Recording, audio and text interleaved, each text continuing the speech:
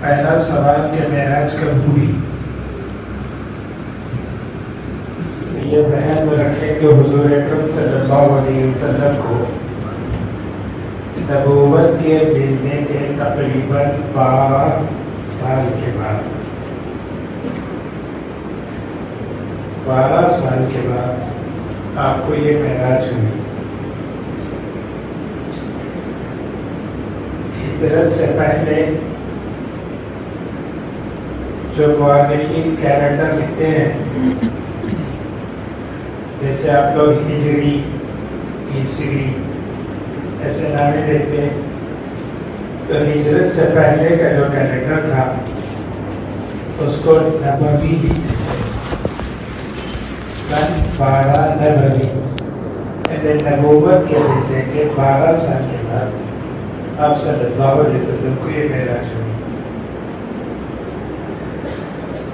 اور وہ بھی رجب کی 27 تاریخ کو ہوئی، 27ویں شب، یعنی 26 تاریخ گزرنے کے بعد رات جو آئی وہ 27ویں شب ہے۔ لیکن یہاں پر ایک بات ذہن میں رکھیں، بعض لوگ جو ہے تاریخیں دوسری بھی بتاتے ہیں، 21 رجب، کچھ لوگ کہتے ہیں ربیع الاول کے مہینے میں ہوگی۔ اصل میں یہ ہے کہ اس زمانے میں باضابطہ کیلنڈر نہیں تھا، اور یہ جو کیلنڈر جو شروع ہوا وہ تو حضرت عمر رضی اللہ تعالیٰ عنہ کے زمانے سے شروع ہوا۔ تو یہ جتنے ہمارے محققین ہیں، علماء کرام ہیں، انہوں نے دیکھا کہ کوئی ایک ایسی تاریخ جو بالکل فکس ہو، جس میں کسی کو کوئی اختلاف نہ ہو، تو بہت غور کرنے کے بعد پتہ چلا کہ حضور اکرم صلی اللہ علیہ وسلم جو آخری حج کیے، جس کو ہم حجۃ الوداع کہتے ہیں، تو وہ آخری حج میں عرفے کا جو دن تھا وہ 9 تاریخ تھی، 9 ذی الحجہ، اور آپ صلی اللہ علیہ وسلم نے اس دن یہ بھی اعلان فرما دیا، لوگ جو ہیں حرمت والے مہینوں کو بدلتے جاتے تھے۔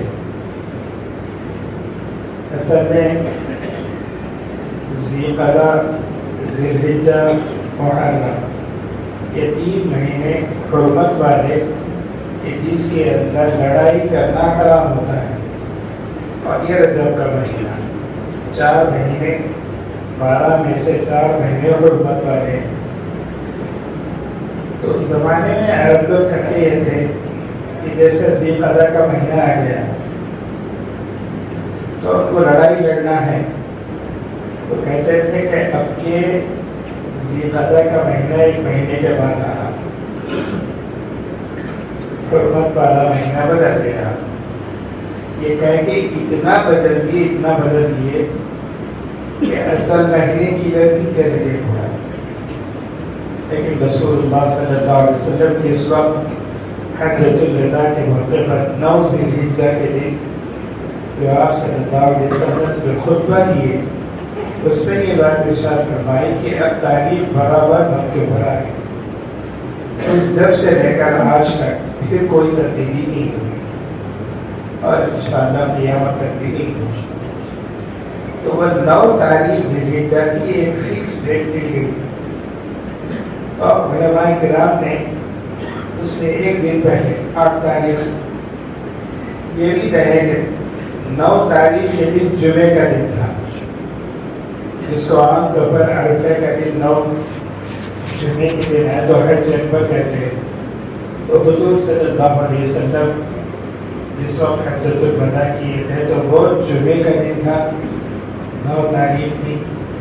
اب اس سے 1 دن پہلے 8 کو مطلب جمعرات، 7 کو چہارشنبہ، ایسا الٹی گنتی کرتے ایک دن کا حساب کرتے ہوئے یہ لوگ جو ہے رجب کے 27 رجب کی جب تاریخ دیکھے تو بہت سے لوگوں کو 27 رجب کو شب معراج ہوئی یہ سمجھ میں آ گیا، اب یہ چاند کی جو تاریخیں ہیں، کوئی مہینہ 32 دن کا ہوتا ہے، کوئی مہینہ 30 دن کا ہوتا ہے.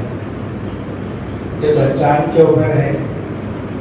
کوئی آدمی یقین سے نہیں کہہ سکتا یہ 30واں مہینہ ہے، یہ 32واں مہینہ ہے.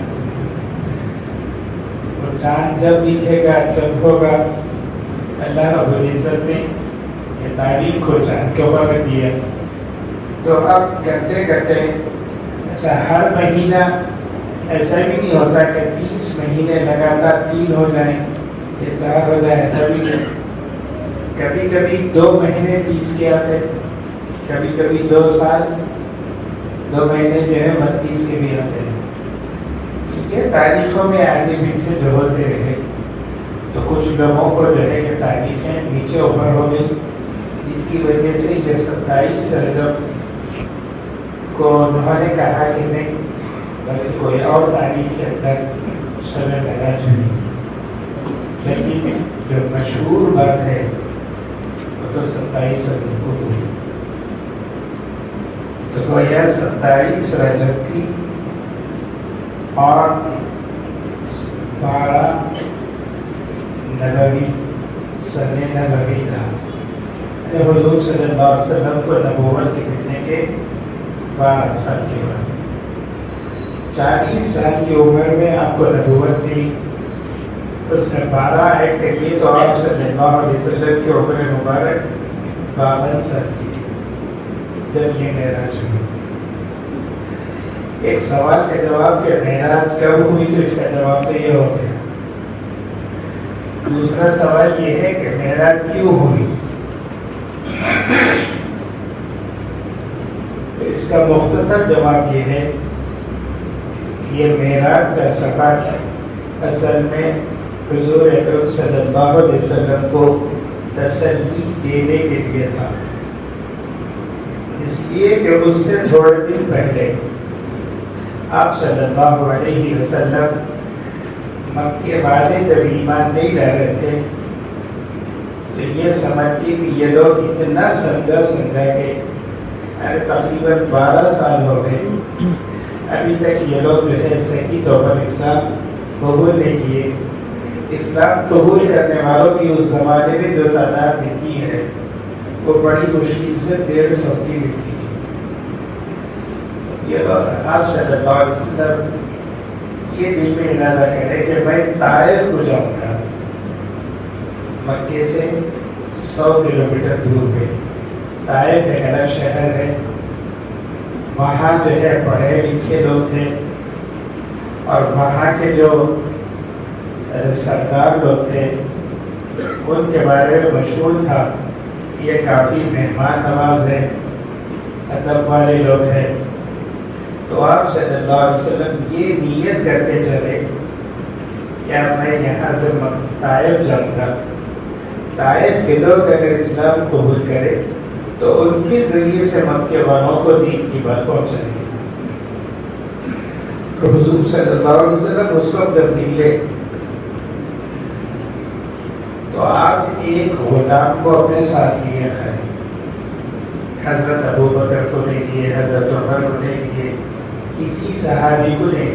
ایک غلام اپنے ساتھ اور کسی کو بولے بغیر ایسی چلتے چلتے طائف کی طرف نکل گئے. اس لیے کہ اس زمانے میں حالت یہ تھی کہ اگر لوگوں کو معلوم ہو جاتا کہ آپ باہر چلے گئے تو پھر اندر آنے نہیں دیتے تھے وہ لوگ. تو آپ صلی اللہ علیہ وسلم کوئی سواری بھی نہیں لی، اس لیے کہ سواری لے کر جاتے تو لوگوں کو یہ سمجھ میں آتا کہ کہیں آپ جا رہے ہیں تو کہاں جا رہے ہیں، تحقیق میں نہیں جاتے. تو آپ کسی کو بولے بغیر ایسے ہی نکل گئے اور آپ صلی اللہ علیہ وسلم وہاں سے طائف کا سفر 100 کلومیٹر کا پیدل آپ نے کیا. اس وقت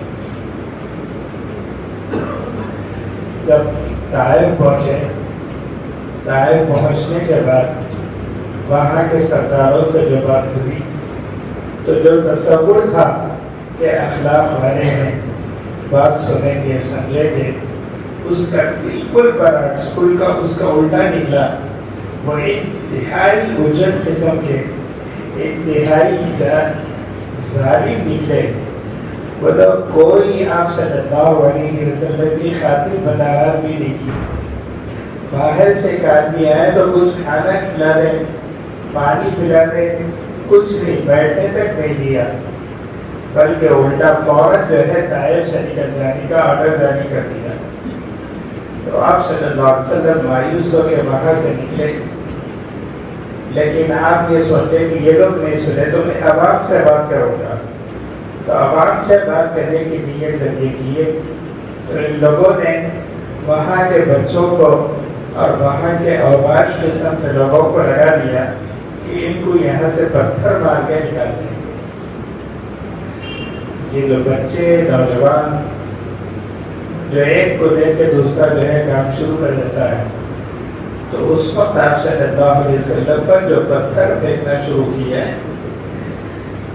تقریباً آپ صلی اللہ علیہ وسلم وہاں سے نکل کے بنی شیبہ کے باغ تک جو تشریف لائے، تقریباً 5 کلومیٹر سے زیادہ کا فاصلہ ہے.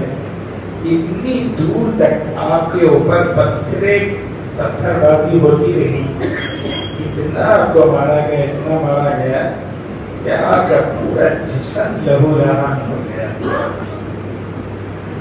آپ صلی اللہ علیہ وسلم غش کھا کے نیچے جب گرتے تھے تو بھی لوگ اٹھا کے آپ کو مارتے تھے.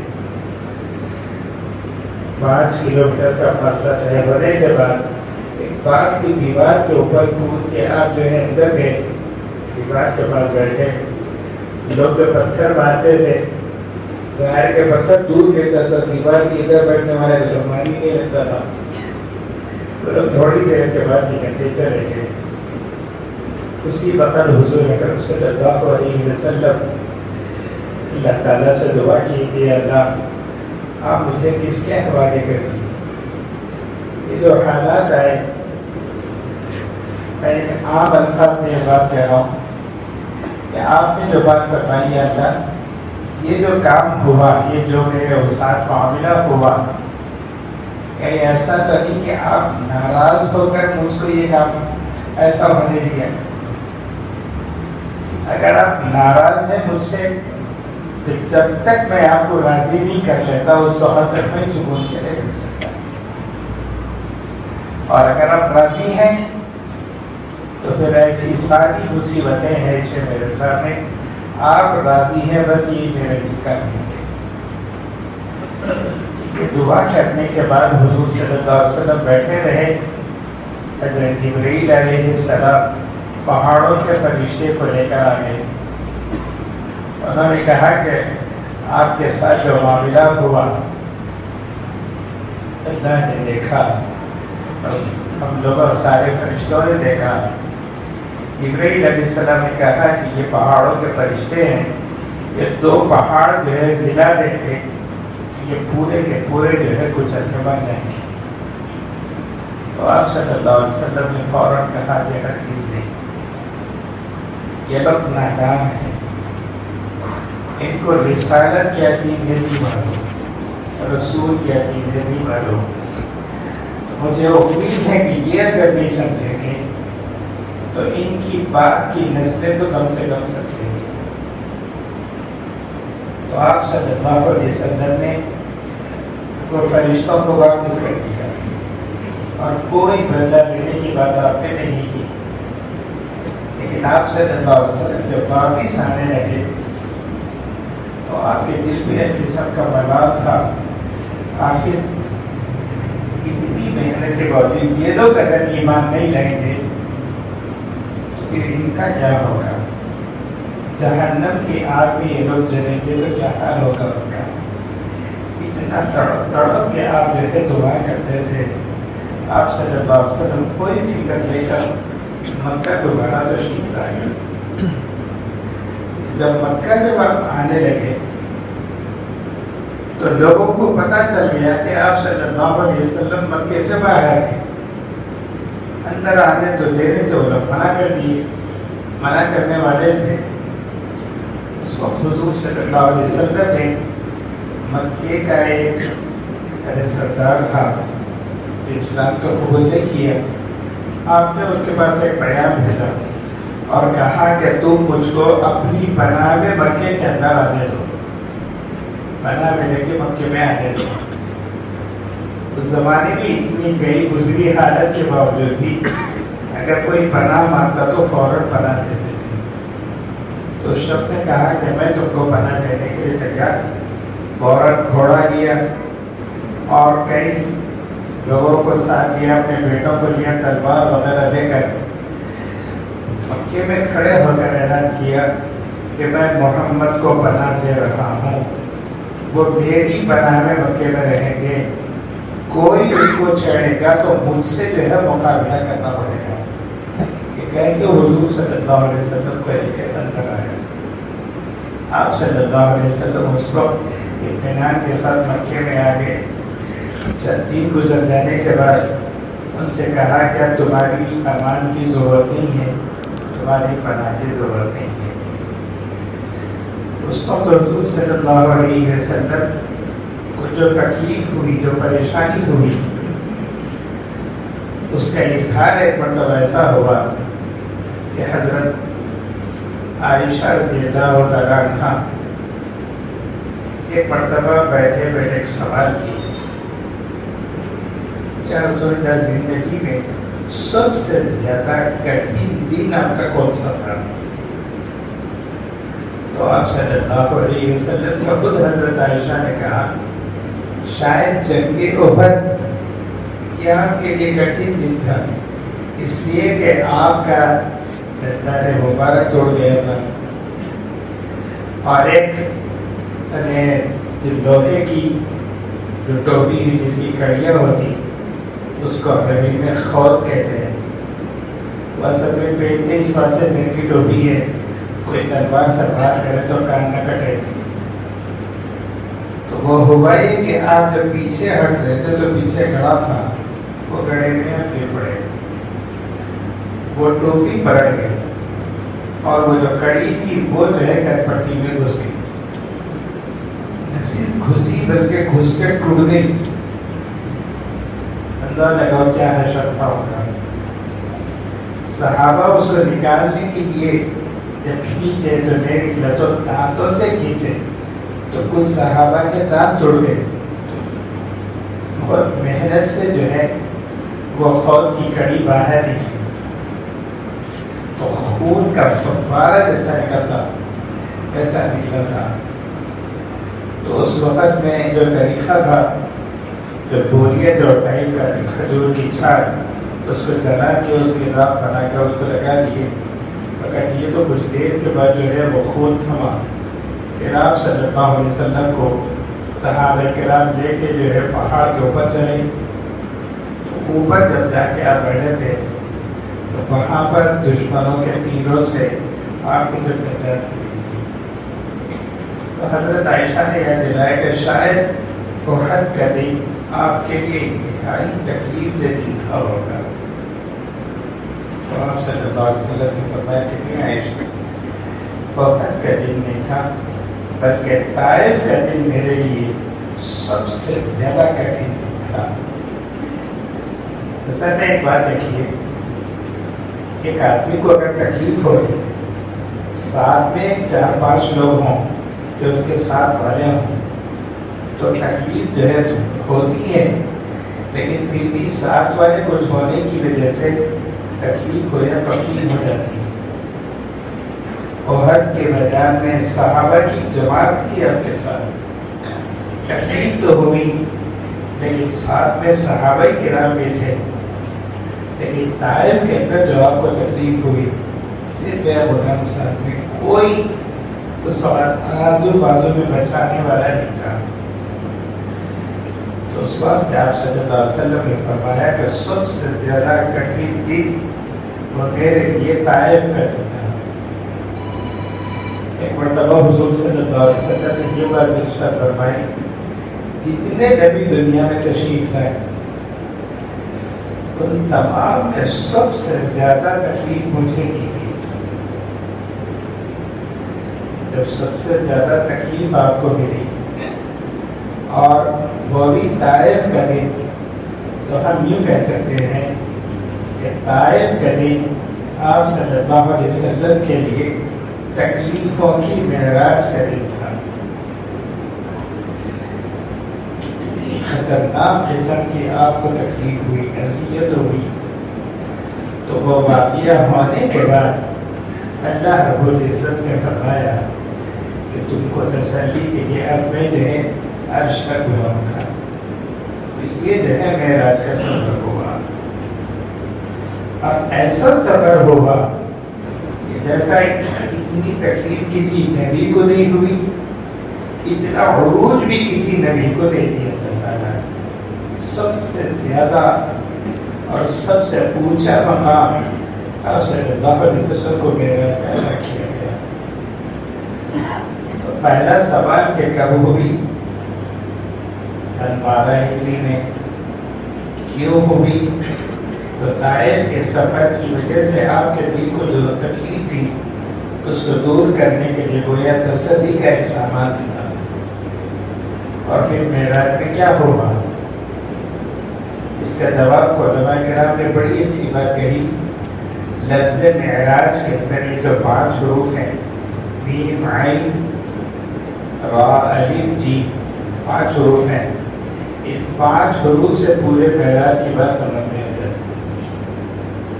پہلی بات تو یہ ہے کہ میم سے ملاقات ہوئی، اللہ کے رسول صلی اللہ علیہ وسلم کی ملاقات ہوئی۔ کہاں ہوئی ملاقات؟ عین سے عرش کے اوپر ہوئی، فرش پہ نہیں بلکہ عرش پہ ہوئی۔ تسبیح ترواح ہے، تو دن میں ہوئی کہ رات میں ہوئی؟ رات سے پتہ چلتا ہے کہ رات میں ہوئی۔ ملاقات بھی ہوئی، عرش میں ہوئی، رات میں ہوئی۔ کس سے ملاقات ہوئی؟ وہ علی بتاتا ہے کہ اللہ سے ملاقات ہوئی۔ ایک آخری سوال یہ رہتا تھا کہ اللہ سے ملاقات جسمانی ہوئی یا خواب کے اندر روحانی ہوئی؟ تو معراج کے عقیدے میں جو جیم ہے وہ جیم بتلاتا ہے کہ جسمانی ملاقات ہوئی۔ تو گویا آپ صلی اللہ علیہ وسلم کو پورا عرش تک لے جایا گیا، اور وہیں اللہ تعالیٰ سے ملاقات ہوئی، اور خواب میں نہیں ہوئی، روحانی اعتبار سے نہیں ہوئی، بلکہ باضابطہ آپ کو بنفس نفی سفر کرایا گیا۔ تو یہ جو ہے معراج میں کیا ہوگا، یہ بھی بات آپ کو سمجھ میں آ گئی۔ اب یہاں پر جو مختصر خلاصہ سفر کا یہ ہے کہ اس معراج کے سفر کو 2 حصوں میں تقسیم کیا جاتا ہے۔ ایک تو مکے سے آپ مسجد اقصیٰ گئے، مکے سے مسجد اقصیٰ تک براق کے ذریعے سے آپ کو لے جایا گیا حضرت جبرائیل علیہ السلام کے ساتھ۔ براق ایک ایسا جانور ہے جس کو اللہ تعالیٰ نے جنت سے بھیجا۔ اس کے بارے میں حضور صلی اللہ علیہ وسلم نے خود فرمایا کہ تقریباً انبیاء کرام نے اس پر سواری کی، اور آخری سواری جو تھی وہ سرکار دو عالم صلی اللہ علیہ وسلم کی، اور وہ گھوڑے کے مانند تھا۔ وہ اس کی رفتار اتنی زبردست تھی کہ ایک چھلانگ اگر لگایا تو اس کے 2 پاؤں سامنے کے وہاں زمین پہ آتے تھے۔ یہ کھلے میدان کے اندر ہم کھڑے ہو کر دیکھیں تو جہاں تک ہماری نظر جاتی، جس کو ہم کہیں گے حد نظر تک، وہاں تک صرف ایک ہی چھلانگ میں پہنچتا تھا۔ اب اس سے اندازہ کریے کہ مکہ مکرمہ سے مسجد اقصیٰ تک آج کے زمانے کے جو روڈز وغیرہ بنے ہوئے ہیں اس کے حساب سے تقریباً 1300 کلومیٹر کا فاصلہ ہے۔ اتنا فاصلہ چند لمحوں کے اندر اللہ تعالیٰ نے کر لیا۔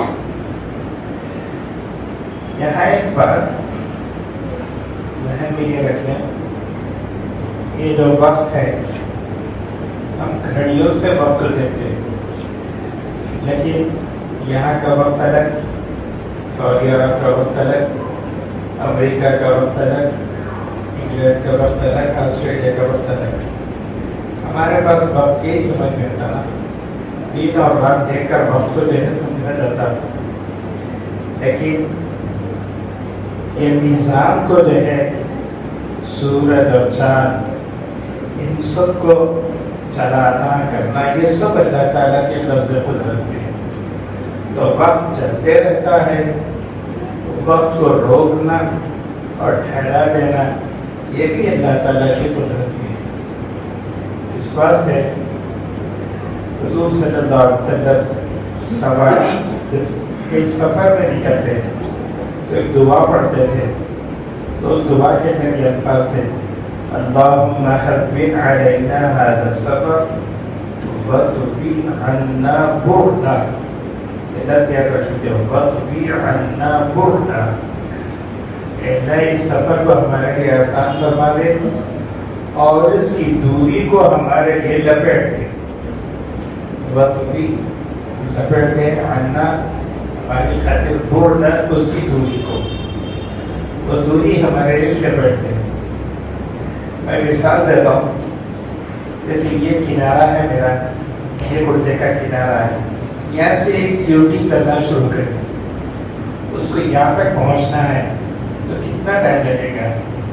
میں کیا کرا، اس کو ایسا کر دیا، وہ چیوٹی ایک قدم میں ادھر آ گئی، اس کو پھیلا دیا، تو کتنی دیر مطلب میں اس کا طے ہو گیا؟ تو یہ کپڑا میں لپیٹ دیا تو سفر مختصر ہو گیا۔ تو ایسی اللہ تعالیٰ زمین لپٹ دیتے، اس کو ہم طی الارض کہتے ہیں۔ دو چیزیں ہیں، طی الزمان اور طی الارض، زمین کو لپیٹنا، زمانے کو لپیٹنا، وقت کو لپیٹنا۔ تو یہ دونوں چیزیں معراج کے اندر پورے اپنے بدلتے عطا جس کو کہتے ہیں سب سے ٹاپ طریقے سے جو ہے زمین کو لپیٹیا جاتا ہے، وقت کو روکا گیا، وہ معراج میں ہوا۔ اس وقت کہا گیا کہ آپ صلی اللہ علیہ وسلم جس وقت نکلے اپنے کا بستر سے، تو عموماً ایک آدمی سوتا ہے، تو جب اٹھے تو اس کے جسم کی گرمی اس کے بستر پہ باقی رہتی ہے۔ کتنی دیر رہتی ہے؟ چند منٹ۔ اتنی گرمی جو آپ کی جسم کی تھی وہ ختم ہونے سے پہلے یہ پورے ساتوں آسمانوں کا اور جنت دوزخ کا اور پھر عرش تک آپ تشریف لے گئے اور پھر واپس بھی آئے۔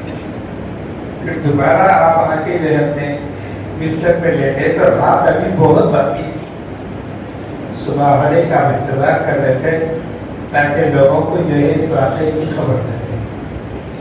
تو یہ جو ہے انتہائی عجیب و غریب قسم کا سفر، تو وقت تو رکا، کام تو ہوا پورا۔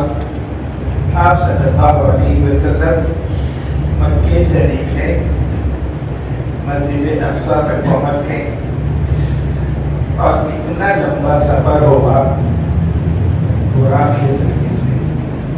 جب وہاں پر پہنچے تو مسجد اقصیٰ میں اللہ رب العزت نے سارے نبیوں کو وہاں پہ جمع کر دیا۔ اب یہ جتنے نبی آئے جسم کے ساتھ آئے یا روح کے ساتھ آئے، جو بھی ہوگا آئے تو ہے وہاں پر، اور حضور اکرم صلی اللہ علیہ وسلم کی سارے نبیوں سے ملاقات ہوئی۔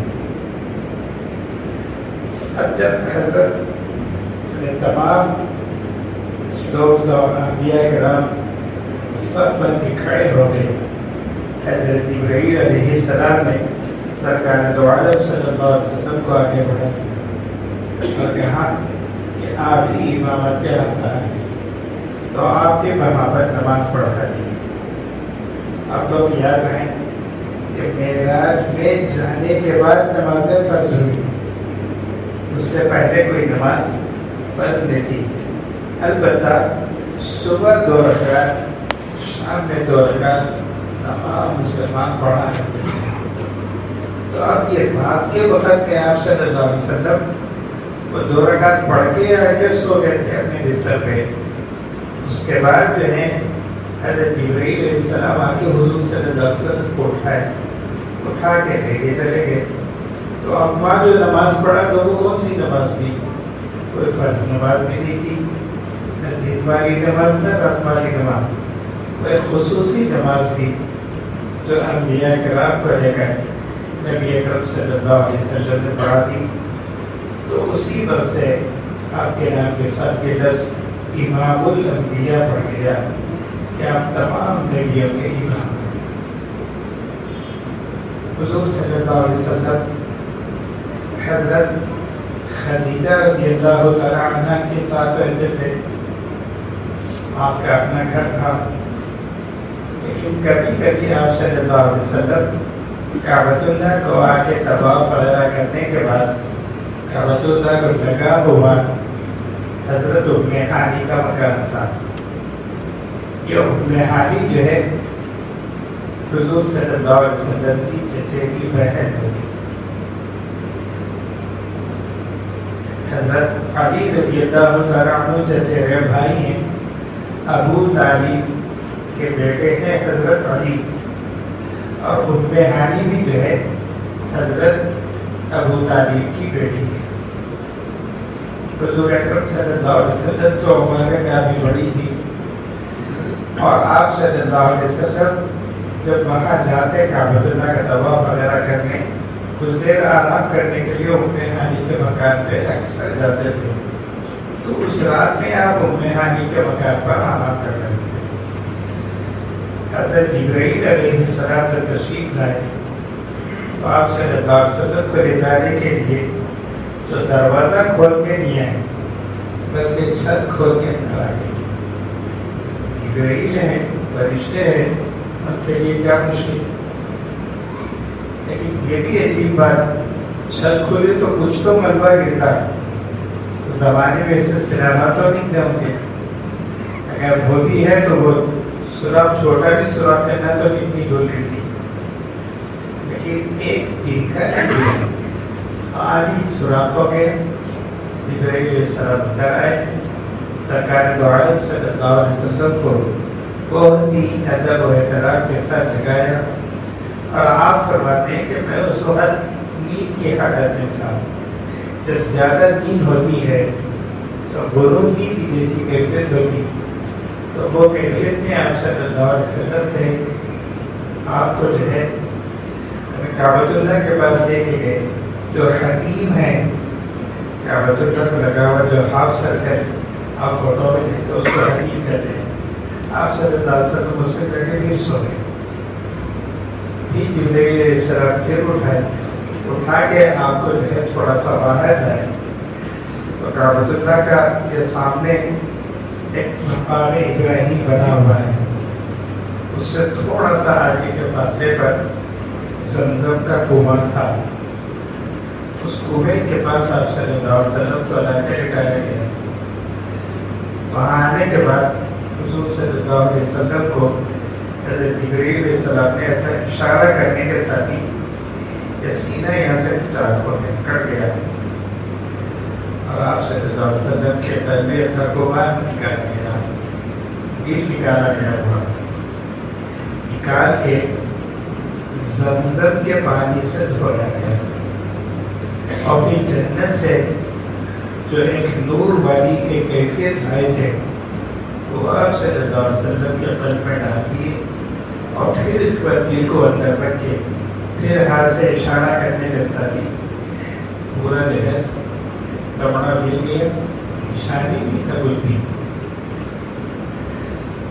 آج کل open heart surgery, by pass surgery, یہ جتنے بھی ہوتے ہیں ان سب کو جاننے والا ایسا ہوا سنے تو جو ہے اس کو پریشانی نہیں ہوتی، اس لیے کہ جب انسان کر سکتے تو فرشتے اور اللہ کے حکم سے کیا کر سکتے ہیں۔ یہاں ایک اور بات ذہن میں رکھیں کہ آپ صلی اللہ علیہ وسلم کے قلب اتھر کو نکال کر جو دھویا گیا وہ زمزم کے پانی سے دھویا گیا. حالانکہ جنت کے اندر وہاں کوثر ایک نہر ہے, تسنیم ایک نہر ہے, تو آپ چاہتے تو وہاں سے جب جنت سے جو چیز جائے گی تو جنت کی نہر سے بھی پانی لایا جا سکتا, لیکن اس سے یہ بات ثابت کرنا تھا کہ جنت کے نہروں کا جو پانی ہے اور سب سے زیادہ مبارک پانی ہے زمزم کا پانی ہے. میں سبیل تذکرہ یہ بات بھی عرض کر دوں, وہاں پر میرے پرانا جو مقام ہے طائف کے راستے میں, تو لوگ عمرہ کرنے کے لیے وہاں سے بھی احرام بن کے آتے ہیں. جیسے مسجد عائشہ سے احرام بنتے ویسے جہرانہ کے علاقے سے بھی آتے ہیں.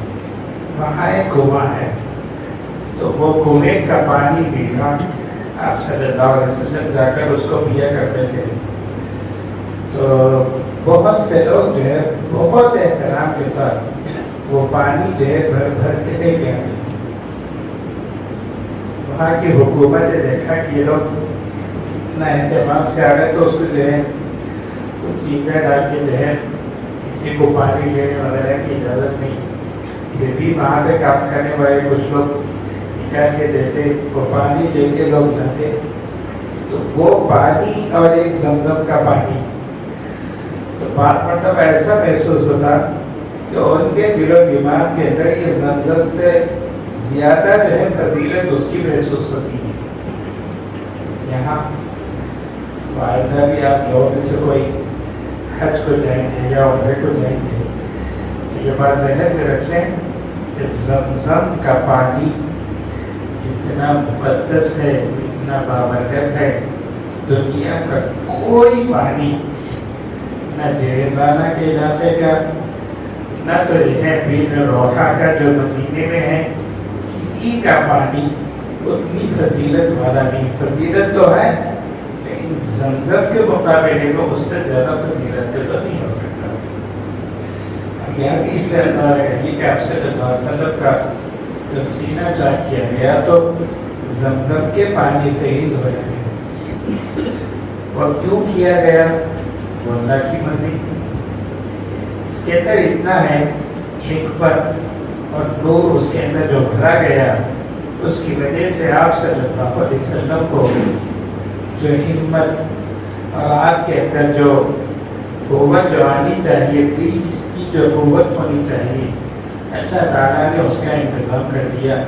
اس لیے کہ آئندہ آگے جانے کئی قسم کے واقعات ہوں گے تو ان سب کو آپ صلی اللہ علیہ وسلم بہت اہتمام اچھی طریقے سے مضبوطی کے ساتھ اس کو جو ہے سامنا کر سکیں. اور ایک بات یہ کہ یہ جو طائف کے سفر کا جو غم تھا آپ کو, وہ بھی چھوڑنا مقصد تھا, وہ بھی ختم ہو گیا. اسی سیڑھی کا نام ہے معراج. لفظ معراج کے عربی معنی, عربی کے مطلب سے اس کے معنی سیڑھی کے ہیں. تو آپ صلی اللہ علیہ وسلم حضرت جبرائیل علیہ السلام کے ساتھ وہ سیڑھی پہ کھڑے ہو گئے. ایک لمحے کے اندر وہ پہلے آسمان پہ چلے گئے. آج کل کتنے قسم کی سیڑھیاں ہیں, لفٹ بھی ہیں, اور آپ جو ہے اس ایلیویٹر بھی دیکھے ہوں کہ خود چلتے ہیں. تو وہ سیڑھی کیسی تھی ہوتی ہے, اللہ تعالیٰ کی طرف سے آئی نہیں.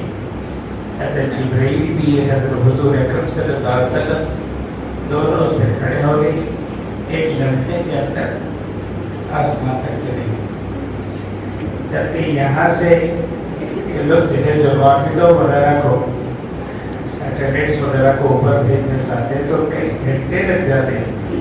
چاند تک پہنچنے کے لیے کتنا ٹائم لگتا ہے, اس کے آگے مارس کی طرف, مریخ کی طرف جانے کے لیے کتنا ٹائم لگتا ہے. لیکن آسمان تو بہت اونچا ہے, بہت دور کی بات ہے.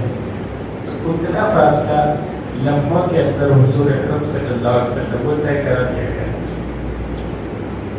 ایک اور ایک بات نقطہ ذہن میں رکھیں کہ دراصل کائنات کا جو نظام ہے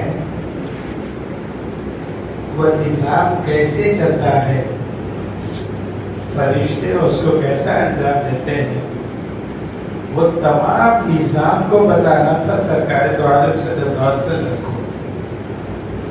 تو یہ جو واقعہ ہوا تو آسمان والوں میں سے کسی فرشتے کو بتا دیا کہ آپ صلی اللہ علیہ وسلم تشریف لائیں، اس لیے کہ کسی آنے کی اطلاع پہلے سے ہو تو باضابطہ استقبال کیا جاتا ہے۔ تو باضابطہ استقبال کے اندر جب لوگ کھڑے ہوتے ہیں تو اس وقت عام دلوں میں کیا ہوتا ہے وہ پتہ نہیں چلتا اسے، تو ایک خصوصی انتظام ہوتا ہے۔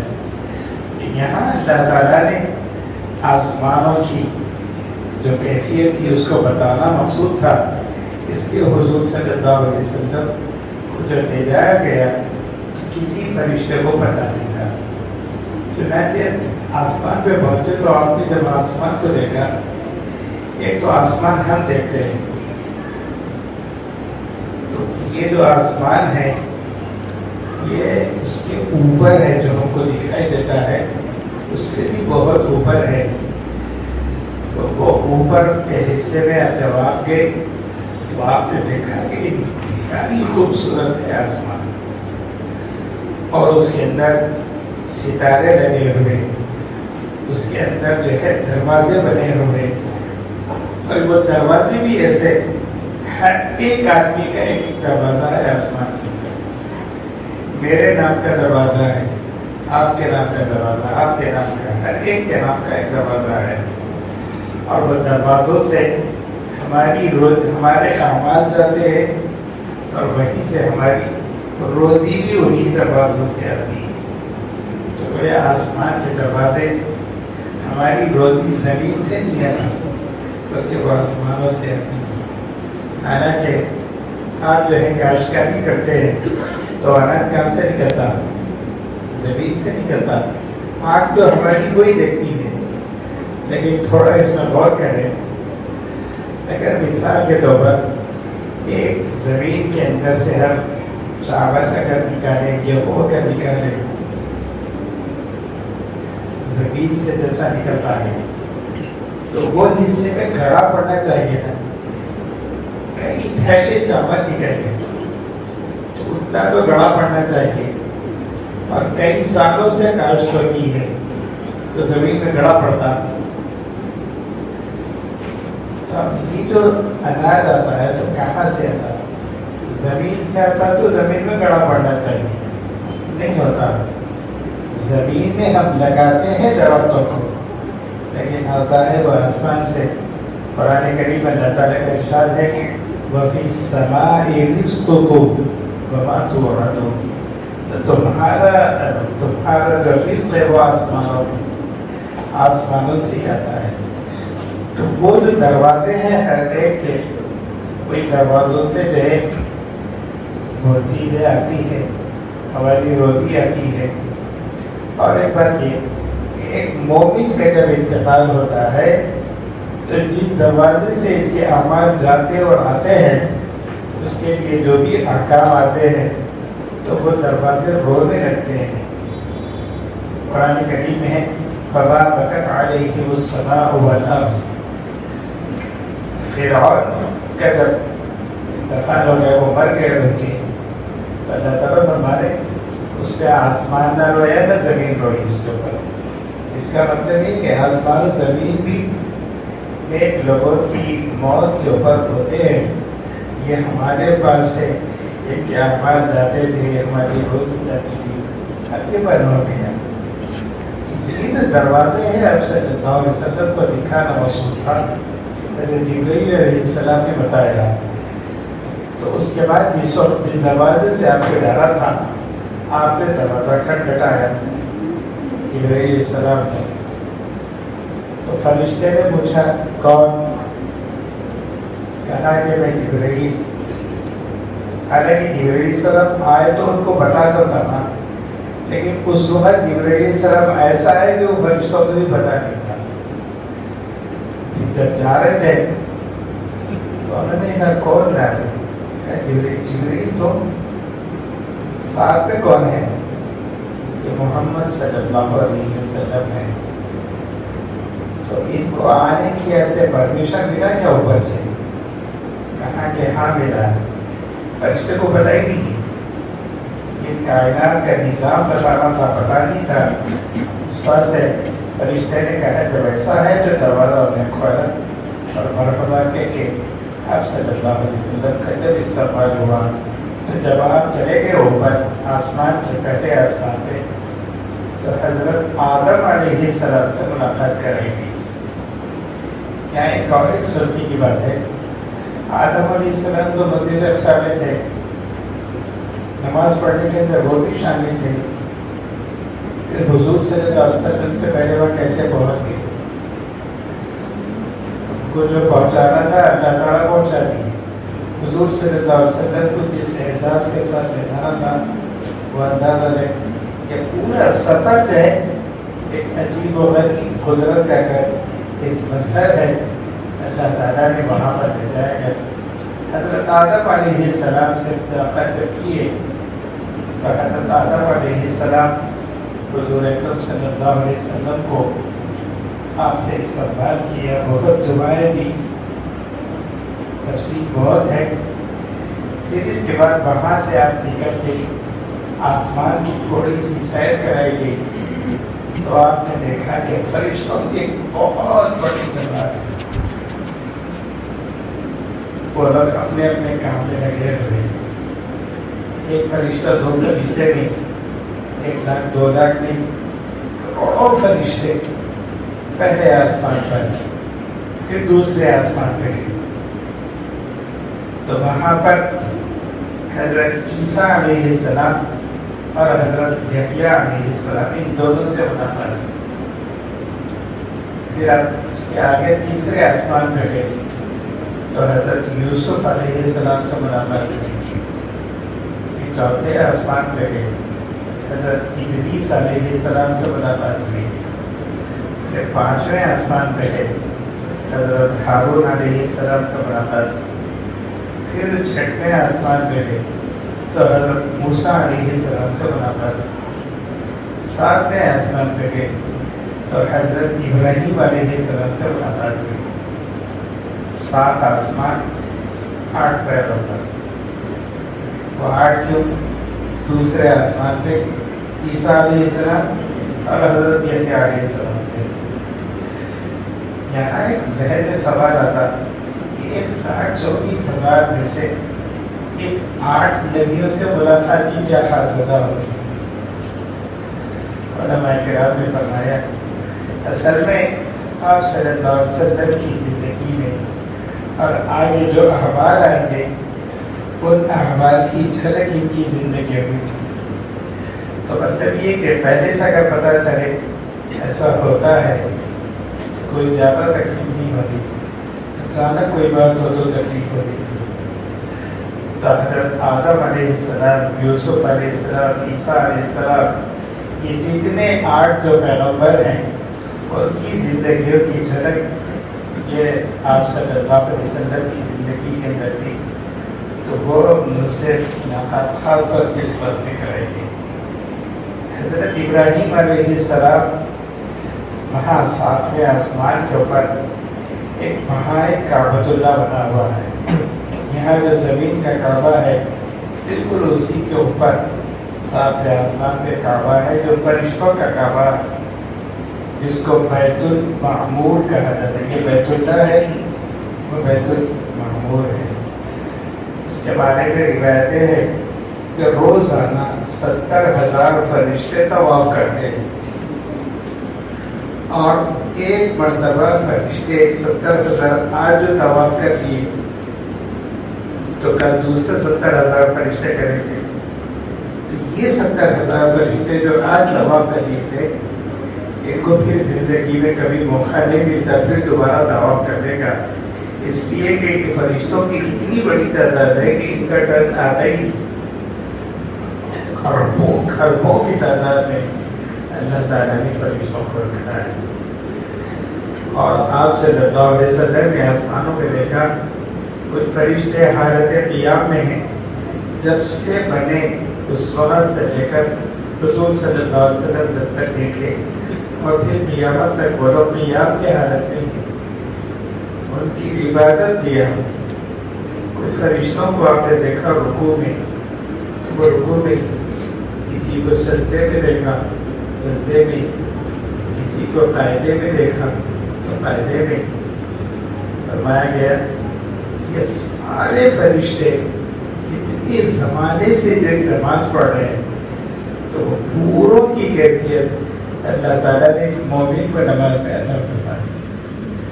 اور حالت یہ ہے کہ ان کو جو اجر جو بھی ملنا ہے ایک نماز میں اللہ تعالیٰ وہ سب عطا فرما دیتے ہیں.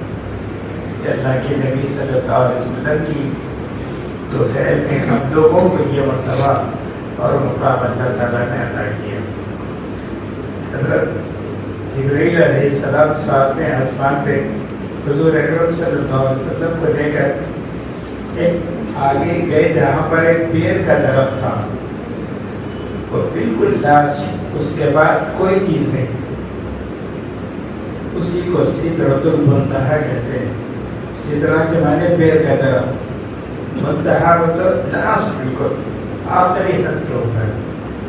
تو وہ سدرۃ المنتہا کے بعد جب گئے ظاہر ہے کہ آپ صلی اللہ علیہ وسلم نے وہ پیر کے جو درخت کو دیکھا. دنیا میں بھی پیر کا درخت ہے، وہاں کا جو پیر کا درخت ہے اس میں اس کا بہت بڑا فرق یہ ہے کہ یہاں پر جھاڑ کی لکڑی ہوتی ہے، لکڑی کا جھاڑ ہوتا ہے نا، لیکن وہ درخت سونے کا تھا، پورا ٹوٹل سونا. اس کے ڈالیاں سونے کی، اس کے پتے سونے کے. آپ بولیں گے دنیا کا جو پتا اللہ نے بنایا اس کے اندر کیا کیا صفتیں ہیں. دنیا کی کوئی طاقت ویسا پتا نہیں بنا سکتی، اس کیفیت کے ساتھ ایک پتا نہیں بنا سکتی. لیکن وہاں کا جو پتا ہے وہ بھی عجیب و غریب اللہ نے بنایا. اس کو جو اللہ اپنی قدرت سے بنایا تو اس کو بھی اللہ اپنی قدرت سے بنایا. لیکن وہ جو سدرۃ المنتہا ہے، جتنے فرشتے ہیں ان لوگ کی آخری حد وہیں پر، اس کے آگے ایک تھوڑی ایک انچ بھی آگے نہیں بڑھ سکتے فرشتے. بس وہ لاش مقام ہے. وہ فرشتوں کے بیٹھنے کے مقامات ہیں، وہ ڈالیوں کے اوپر بیٹھتے رہتے. تو وہاں پر اللہ کی طرف سے احکامات آتے ہیں ان کو، اور فرشتے وہ احکام لے کر زمین پر اترتے ہیں. جو کام کرنا ہے وہ کام ہو جاتا ہے. تو حضور صلی اللہ علیہ وسلم کو اس درخت سے تھوڑا آگے ایک مقام پر لے جایا گیا جہاں پر لکھنے کی آواز آ رہی تھی، قلم چلتے ہوئے. ایک قلم دو قلم چلے تو آواز کہاں سے آتی، لیکن کروڑوں قلم اگر چلتے رہے تو لکھنے کی آواز تو آئے گی. اس کو صریف الاقلام کہتے ہیں. حضور صلی اللہ علیہ وسلم نے سوال کیا کہ یہ آواز کیسی ہے، تو کہا یہ قلم کی آواز ہے. جو امت کے لیے جو فیصلے ہوتے ہیں وہ فیصلے یہاں سے لکھے جاتے ہیں اور سدرۃ المنتہا پر فرشتوں کے حوالے کیا جاتا ہے. اور فرشتے کو لے کر زمین کے اوپر اتر کر جو اللہ کا حکم ہے اس فیصلے کو نافذ کر دیتے ہیں. حضور صلی اللہ علیہ وسلم اس وقت دیکھنے کے بعد آپ کو جو ہے جنت بتائے گی، پوری جنت کی سیر کرائے گی، اور بھی جہنم کی سیر کرائے گی. جہنم کے طبقات کو بتایا گیا. تو آپ صلی اللہ علیہ وسلم نے ان کو پورا تفصیل سے دیکھا. اس کے ہولناکی کو بھی دیکھا، جہنم کی اور جنت کی جو نعمتیں ہیں ان کو بھی آپ صلی اللہ علیہ وسلم نے اپنی مبارک آنکھوں سے دیکھا. لیکن اس کے بعد تھوڑا سا آگے بڑھے، وہاں ایک سواری آئی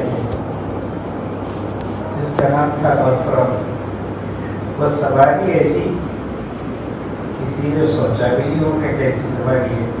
سبز رنگ کی سواری. سرکار دو عالم صلی اللہ علیہ وسلم اس پہ بٹھایا گیا. آپ بیٹھے، جبرائیل علیہ السلام کھڑے ہو گئے. کہا کہ جبرائیل کیا ہوگا؟ کہا کہ یہ جو پوائنٹ جہاں پر میں کھڑا ہوا ہوں اس کے ایک ہاتھ کے برابر بھی آگے نہیں بڑھ سکتا.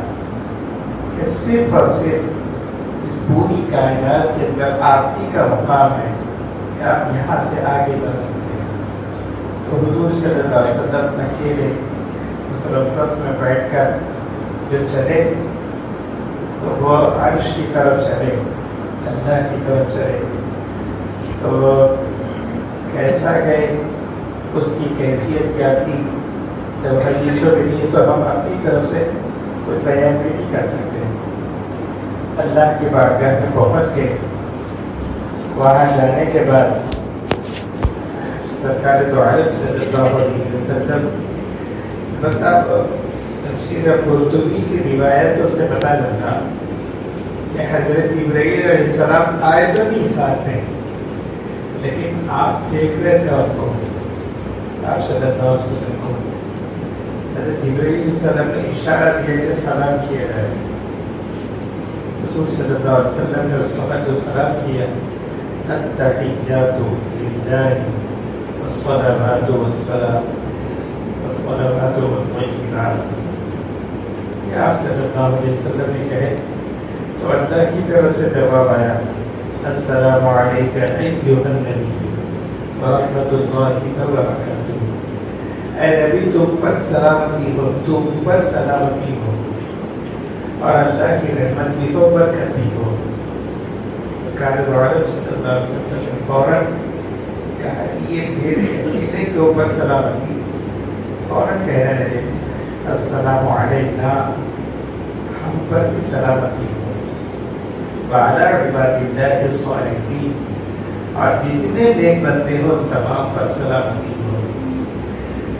عباد اللہ الصالحین, نیک لوگوں پر سلامتی تو ہے ہی, لیکن آپ نے السلام علینا کا جو لفظ کہا تو اس سے ہم سب گنہگار جو امتی ہیں ان کو بھی حضور صلی اللہ علیہ وسلم نے شامل کر دیا. اسی وقت حضرت جبرائیل علیہ السلام نے کہا اشہد ان لا الہ الا اللہ واشہد ان محمدا عبدہ ورسولہ. وہاں اللہ رب العزت سے آپ صلی اللہ علیہ وسلم کی گفتگو ہوئی. کیا گفتگو ہوئی وہ تو نہیں بتا, کیا کیا راز و نیاز کی باتیں ہوئی وہ تو بس اللہ اس کے رسول بہتر چاہتے ہیں. لیکن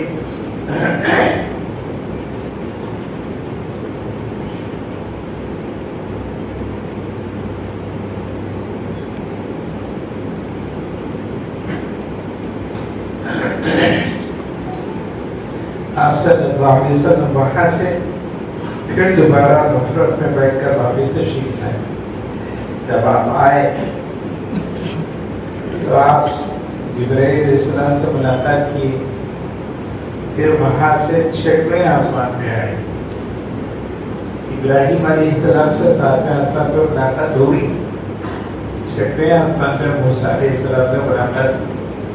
موسیٰ علیہ السلام نے اللہ کے پاس گئے, میں اللہ سے خالی بات کرا, یہ جملہ ہو سکتا ہے, میں اللہ سے خالی بات کرا,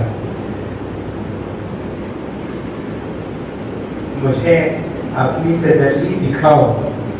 حضرت موسیٰ علیہ السلام نے عرض کیا تو اللہ تعالیٰ نے کہا کہ لن ترانی, تو مجھ کو دیکھ ہی نہیں سکتے. یہاں آپ تشریف لے گئے اللہ کے پاس, کلام بھی کیا, کیا لائے وہاں سے تحفہ کیا لائے بتاؤ. تو اس وقت حضور صلی اللہ علیہ وسلم نے فرمایا کہ مجھے 50 نمازیں دن اور رات میں یہ مجھ کو وہ تحفہ دیا گیا ہے. یہ نمازیں تحفہ ہے, یہ اللہ کی طرف سے 50 نمازوں کا. اور پھر یہ فرمایا کہ دوسرا تحفہ یہ تھا سورہ بقرہ کی آخری 2 آیتیں آمنا الرسول سے لے کر انت مولانا فانصرنا علی القوم الکافرین تک. یہ 2 آیتیں ہیں, یہ 2 آیتیں اللہ نے وہاں پڑھ دی. حالانکہ پوری قرآن شریف آپ صلی اللہ علیہ وسلم پر جبرائیل علیہ السلام زمین پر لائے, لیکن یہ 2 آیتیں وہاں پر آپ کو عنایت کی گئی. تیسری بات یہ فرمایا کہ آپ کی امت چاہے کتنی ہی گناہگار کیوں نہ ہو، شرک سے اگر بچی ہوئی ہے تو اس کی ہم مغفرت کریں گے۔ مطلب یہ کہ جو سزا ہوگی اس کے بعد معافی تو ملے گی، یا آپ کی امت کو یہ معافی ضرور مل کے رہے گی۔ یہ 3 تحفے میں لے کر آیا ہوں۔ موسیٰ علیہ السلام نے کہا آپ کی امت یہ 50 نمازیں نہیں پڑھ سکتی، آپ جائیے، جا کے پھر دوبارہ کم کر کے۔ تو حضور صلی اللہ علیہ وسلم پھر گئے اللہ کی بارگاہ میں، پھر وہی 7ویں آسمان، پھر رف پھر لامکان کی طرف گئے، اللہ سے کہا کہ اللہ تخفیف چاہیے، کہا کہ 10 نمازیں کم کر دی، 40۔ تو 10 نمازیں کم ہو گئی، آئے موسیٰ علیہ السلام نے کہا نہیں ہوتا، نہیں پڑھ سکتے، اور کم کرو۔ یہ جو آپ کا آنا جانا ہوگا وہ 5 مرتبہ ہوگا، اور 5 مرتبہ جانے آنے میں 5 نمازیں باقی رہ گئی۔ موسیٰ علیہ السلام نے کہا یہ بھی نہیں پڑھ سکتے، میری امت 2 نمازیں نہیں پڑھی، آپ کی امت سے زیادہ قوی ہے، 5 نمازیں آپ کی امت کیا پڑھی، کم کریں۔ تو حضور صلی اللہ علیہ وسلم نے فرمایا کہ میں اللہ سے اتنا مانگ لیا، الفاظ ہیں حدیث کے، سألت ربی حتی استحییت، میں اتنا مانگ لیا کہ اب مجھے پھر دوبارہ جانے میں شرم آتی ہے، میں نہیں جاؤں گا۔ مجھے امید ہے کہ میری امت اس تحفے کو قبول کرے، وہ لوگ یہ 5 نمازیں ضرور پڑھیں گے۔ تو سننے کے بعد موسیٰ علیہ السلام خاموش ہو گئے۔ ہم میں سے کچھ لوگ ہوتے ہوں گے کہ موسیٰ علیہ السلام کی بات مان کے اگر آپ جاتے تو اور کم ہو جاتے تھے ہوں گے، لیکن یاد رکھیے سرکار دو عالم صلی اللہ علیہ وسلم کی ہم امتی، آپ ایک امید کے ساتھ کہ میری امت اس کو قبول کرے گی، اور ہم کو یہ تحفہ لا کے دیے، تو بتائیے کہ ہم لوگ جو ہے اس تحفے کی کیا قدر کر رہے، کیا کر رہے ہیں۔ وہ ہم لوگ کو اندازہ ہے کہ یہ جب رسول اللہ صلی اللہ علیہ وسلم ہمارے جب اعمال کو دیکھتے ہوں گے، ہماری نمازوں والی کیفیت کو دیکھتے ہوں گے، تو آپ کو دیکھو کتنی تکلیف ہوتی ہوگی کہ میں ایک امید کے ساتھ موسیٰ علیہ السلام کو جواب دیا کہ میری امت اس کو قبول کر لے گی، لیکن کتنی بڑی تعداد ہے میری امت کی جو ایک نمازوں کا اہتمام نہیں کرتی۔ میں ہر سال یہ جملہ کہتا ہوں کہ آج کے دن کا صحیح ہمارا ایک عہد اور ایک وعدہ اس وقت کا سب سے اہم ترین یہ ہے کہ ہم یہ کر لیں، اپنے دل میں کہتے کہ یا رسول اللہ آپ ہمارے واسطے اس امید کے ساتھ، جس توقع کے ساتھ یہ تحفہ ہم کو دیا ہے، اس میں ہم آپ کو شرمندہ نہیں کریں گے، ہم برابر 5 نمازوں کا اہتمام کریں گے نبی اکرم۔ تو حضور اکرم صلی اللہ علیہ وسلم کی یہ بات کے بعد موسیٰ علیہ السلام خاموش ہو گئے، پھر واپس آپ تشریف لائے کہاں پر، مسجد اقصیٰ، اور پھر وہاں سے آپ صلی اللہ علیہ وسلم حرم شریف تشریف لائے، پھر ام ہانی کے مکان کو گئے۔ وہاں جانے کے بعد میں ہانی سے کہا کہ ایسا سا واقعہ ہوا، میں ذرا باہر جا کے لوگوں کو بولنا چاہتا ہوں۔ تو حضرت ام ہانی نے کہا کہ ابھی نہیں، تو لوگ آپ کو جو ہے تکلیف دیں گے، آپ کا مذاق اڑائیں گے، اتنی دیر میں اتنا صبر کیسا کر دیا مجھے۔